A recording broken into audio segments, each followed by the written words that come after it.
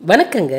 வாங்க நம்ம இன்னைக்கு இந்த வருஷம் மாம்பழத்தை வச்சு நான் செஞ்ச மேங்கோ கேண்டி எப்படி செய்கிறதுனோ எப்படி இருந்ததுனோ இப்போ பார்க்க போகிறோம். வீடியோ பார்க்குறதுக்கு முன்னால் நீங்கள் இப்போ நம்ம வீடியோவை முதல்ல பார்க்குறீங்களா? பார்க்குறதா மறக்காமல் நம்ம சேனலுக்கு சப்ஸ்கிரைப் பண்ணிட்டீங்களா? வாங்க, நாம் எடுக்கிற மாம்பழம் நல்ல இனிப்பாகவும் நல்ல கலராகவும் இருக்கணுங்க. நாம் இதில் எந்த கலர் யூஸ் பண்ணலங்க. அதனால் எடுக்கிற மாம்பழத்தை நல்ல ஸ்வீட்டாகவும் கலராகவும் எடுத்துக்கோங்க. இந்த கேண்டி செய்ய நான் பயன்படுத்தின மாம்பழம் 6ங்க.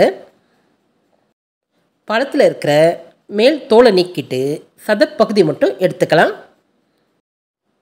எனக்கு இவ்வளவு மாம்பழ கூழ் கிடச்சிருக்குங்க. நான் இந்த மாம்பழத்தை கோயம்புத்தூரில் இருக்கிற ஒரு மேங்கோ ஃபார்மர்ட்டு வாங்கினேங்க. இந்த மாம்பழம் ரொம்ப ஸ்வீட்டாக இருந்ததுங்க. இந்த மாம்பழத்தை நல்லா வதக்கலாம். கடாயில் அப்படியே வதக்குங்க. இது நல்லா வேகணுங்க. இந்த பழத்தை நல்லா வதக்கணுங்க. நல்லா வதக்கி ஆற விட்டு அப்புறம் தாங்க மிக்சியில் அடிக்கணும்.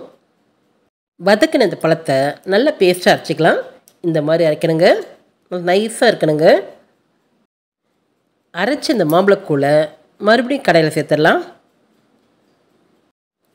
எப்போவுமே எந்த ஸ்வீட் பண்ணாலும் அந்த டேஸ்ட்டை தூக்கி கொடுக்கறதுக்கு கொஞ்சமாக உப்பு சேர்த்துக்குங்க. மாம்பழக்கூழில் தண்ணி சேர்த்துறாதீங்க, திக்காகவே இருக்கட்டும். இந்த மாம்பழக்கூழை நல்லா வதக்கிட்டங்க. இப்போ இந்த கேண்டி செய்ய தேவையான சர்க்கரையை சேர்த்துக்கலாம். இந்த மாம்பழக்கூழ் எவ்வளோ இருக்கோ அதை விட 2 மடங்கு சர்க்கரை சேர்த்துருக்குறேங்க. இது நல்லா வதக்கலாம். சர்க்கரை சேர்த்த உடனே நல்ல இலக்கம் கொடுக்குங்க. தணல் மீடியமாக இருக்கட்டும், அதிகமாக வச்சிடாதீங்க. ஃபுல்லாக வச்சிங்கன்னா அடி பிடிச்சிருங்க. அதனால் பக்கத்துலேருந்தே கிண்டி விடுங்க. இந்த மாம்பழக்கூழ் நல்ல தளதளன்னு கொதித்து வரணுங்க. நல்லா கிண்டி விடுங்க. இந்த மாம்பழ கேண்டியை சரியான முறையில் பண்ணோம்னா ஒரு 6 மாதத்துக்கு இது கெடாதுங்க. இந்த மாம்பழக்கூழுக்கு தேவையான ஏலக்காய்த்தூள் சேர்த்துக்கலாம். கிண்டி விடுங்க. இப்போ இந்த கூழை தட்டில் மாற்றி ஆற விடலாம். ஆறின பிறகு இந்த மேங்கோ பேஸ்ட் இந்த மாதிரி இருக்கணுங்க. இப்போ இந்த மேங்கோ ஸ்லைஸை நல்லா உச்சி வெயில வைக்கணுங்க. நல்லா காயணுங்க. சரியாக சொல்லணும்னா இது வடகை மாதிரி நல்லா காயணுங்க. கொஞ்சம் கூட ஈரப்பதம் இருக்கக்கூடாதுங்க. பாருங்கள், நம்ம பண்ண மேங்கோ ஸ்லைஸ் 2 நாள் நல்லா காஞ்சதுங்க. இந்த மேங்கோ பாரில் துளி கூட ஈரம் இருக்கக்கூடாதுங்க. ஈரம் இருந்தால் கெட்டு போயிருங்க. எவ்வளோக்கு எவ்வளவு வெயிலில் வச்சு எடுக்கிறீங்களோ அந்த அளவுக்கு நல்லா இருக்குங்க. ஓரங்களை கட் பண்ணி எடுத்துக்கலாம். தட்டிலேருந்து ஈஸியாக எடுக்க வரணுங்க. பாருங்கள், நம்ம கேண்டி கொஞ்சம் கூட ஒட்டலைங்க. நான் மேங்கோ பேஸ்ட்டை 3 தட்டில் ஊற்றிருந்தேங்க. ஓரங்களை கட் பண்ணிக்கலாம்.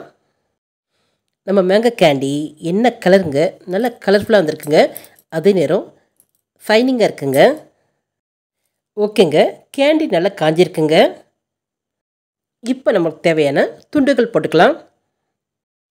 இப்போ நீட்டு துண்டு போட்டு ஸ்டோர் பண்ணும்போது சின்ன பீஸ் ஆக்கிக்கலாம். மாம்பழம் கிடைக்கிறப்ப இந்த மாதிரி கேண்டி பண்ணிவிட்டு கிடைக்காத நேரத்தில் சாப்பிட்லாம். ஓகேங்க, நம்ம கேண்டி எப்படி வந்திருக்குன்னா ரொம்பவே டேஸ்டியாக அதில் சூப்பராக வந்திருக்குங்க.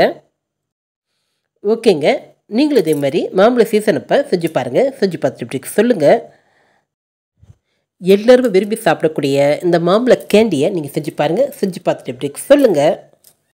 மறக்காமல் சப்ஸ்கிரைப் பண்ணுங்கள். இந்த வீடியோ உங்களுக்கு பிடிச்சிருந்தா உங்கள் லைக்ஸையும் கமெண்ட்ஸையும் கொடுங்க. ஃப்ரெண்ட்ஸுக்கு ஷேர் பண்ணுங்க. இதேபோல் மற்றொரு வீடியோவில் சந்திக்கலாம். நன்றி.